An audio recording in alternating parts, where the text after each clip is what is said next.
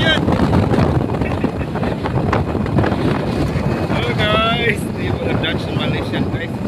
Yan ang Stavanger guys. Dito sa batch ito ang lagyan ng mga scrap galing sa offshore. Yung mga magandang mga bahay guys.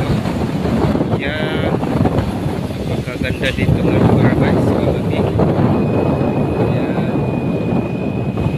Yan guys. Kasi alis ako ngayon guys. Uwi naman. Vacation naman guys. Excited naman guys.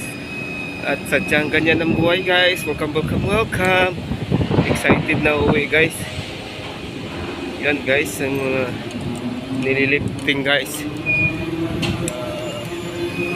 material sa mga subcon kasi tapos ng project kami dito sa Norway guys, sa offshore.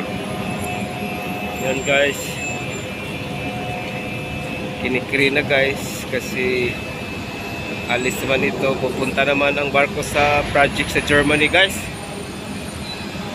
Ganito ang buhay dito sa ibang bansa. Kailangan mag-sacrifice, kailangan manalangin, yung trust, at saka magpe-pray guys. Kasi yung buhay guys ay lagi tatandaan, ay weather lang.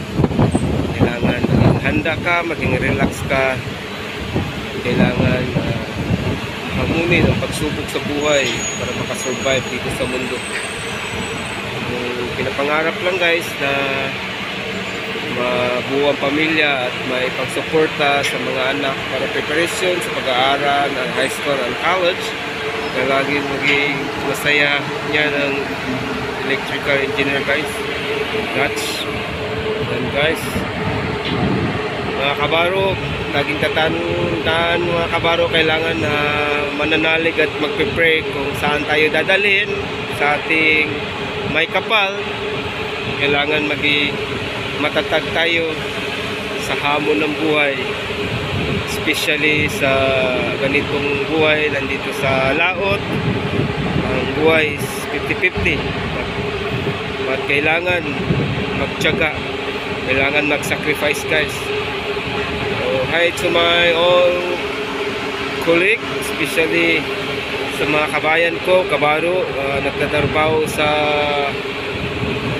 dako ng tubig. Kailangan mag-pray lang tayo hanggang saan tayo pupunta, lalo na sa offshore at saka sa cruise ship.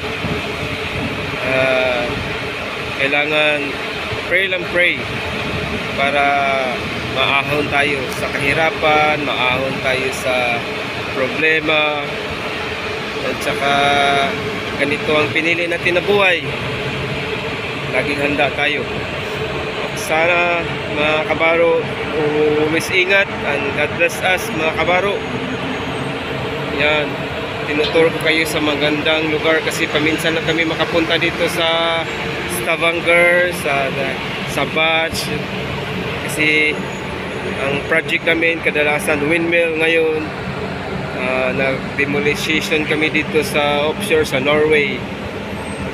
Okay, hanggang dito muna guys. God bless us and more power. This is DJ Freeman Vlog. Bye bye, mabuhay!